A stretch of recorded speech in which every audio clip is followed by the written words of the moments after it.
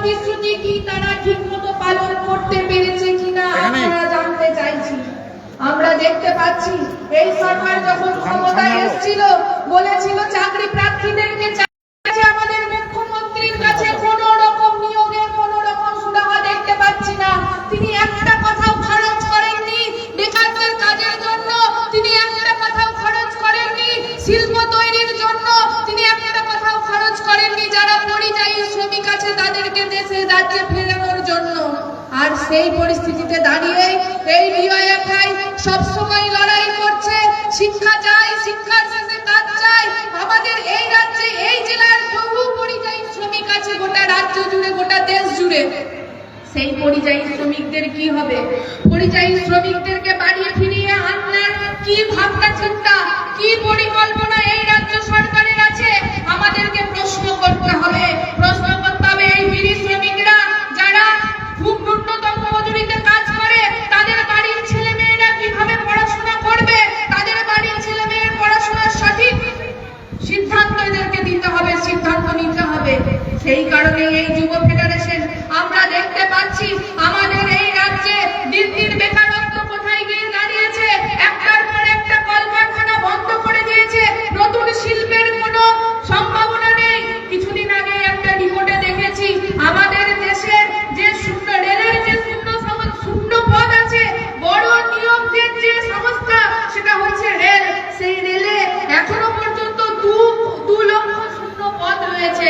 সেই 2 লক্ষ শূন্য পদে নিয়োগ করছে না, বরঞ্চ আমরা দেখতে পাচ্ছি একটার পর একটা শূন্য পদ যাতে না আসে সামনে সেটা বন্ধ করে দিচ্ছে এবং সর্বোপরি সমস্ত কিছু বেসরকারীকরণ করছে।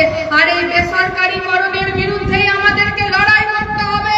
আমরা যে লড়াইয়ে নেমেছি বেসরকারীকরণের বিরুদ্ধে, দুর্নীতির বিরুদ্ধে। কিছুদিন আগে আমার পূর্ববর্তী বক্তা বলছিলেন যে যন্তর মন্তরে যে লড়াই আন্দোলন দেখেছে দুর্নীতির বিরুদ্ধে, শিক্ষা ক্ষেত্রে দুর্নীতি, স্বাস্থ্য ক্ষেত্রে দুর্নীতি, যে দুর্নীতির চরম পর্যায়ে এই সরকার চলে গেছে তার বিরুদ্ধে দাঁড়িয়ে এই যন্তর মন্তরে যে আন্দোলন দাঁড়া বেঁধেছিল সেই দানা একটা মাত্র শুধু নিট বা স্বাস্থ্য কেন্দ্রে নয়, প্রত্যেকটা শূন্য পদে নিয়োগের ক্ষেত্রে যেখানে যেখানে নিয়োগ করার দরকার সমস্ত ক্ষেত্রগুলো আমরা দেখতে পাচ্ছি আস্তে আস্তে সংকুচিত করে দিচ্ছে। শূন্য পদ থাকছে না, কন্ট্রাকচুয়াল নিয়োগ হচ্ছে। কন্ট্রাকচুয়াল নিয়োগে 2015 সালে যখন আমরা দেখেছিলাম কন্ট্রাকচুয়াল নিয়োগ ছিল মাত্র 15%। এখন 2025 সালে এসে আমরা দেখতে পাচ্ছি সেই চুক্তিভিত্তিক নিয়োগ বেড়ে দাঁড়িয়েছে প্রায় 50%-তে। শুধুমাত্র চুক্তিভিত্তিক নিয়োগ নিচ্ছে।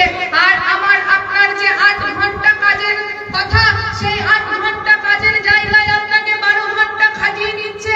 এই এলাকায় বিড়ি শ্রমিকরা আছে, তারা আমাদের থেকে বেশি বলতে পারবেন কতক্ষণ একটা জায়গায় খাটতে হয়। আপনি যদি 12 ঘন্টা একটা শ্রমের পিছনে দেন আপনার শরীর কেমন থাকবে, আপনি কেমন থাকবেন, তার পরবর্তী সময় আপনাকে বাড়িতে কাটাতে হবে।